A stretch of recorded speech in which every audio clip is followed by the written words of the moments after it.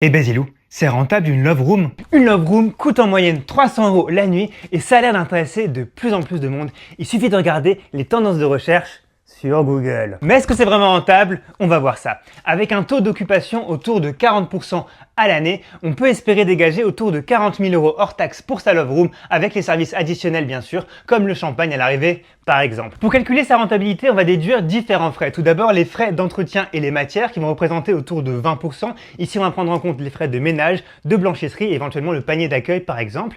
Ensuite, on aura les frais de gestion pour 15 à 20%. Ici, on aura notamment les assurances, tout ce qui est comptabilité, banque et toute la technologie autour de la love room. Ensuite, on aura bien sûr des frais de marketing et de communication qui représenteront autour de 10 à 15% pour tout ce qui est site et publicité par exemple. Et enfin, dernier poste de dépense très important, ça concerne les investissements pour 20%. Faut savoir que pour lancer une love room, faut compter de 50 000 à 100 000 €. Ça peut paraître assez élevé pour un budget travaux, mais en fait, on aura un prix au mètre carré qui sera beaucoup plus important, notamment à cause de la décoration qui doit être très soignée, et aussi de certains équipements comme le jacuzzi. On arrive finalement à un bénéfice qui se situe autour de 20 à 30% pour notre love room, sachant que le gérant ne s'est pas encore rémunéré dans ses calculs. Ça peut être une stratégie de diversification, quoi qu'il en soit, intéressante. Et pense à t'abonner!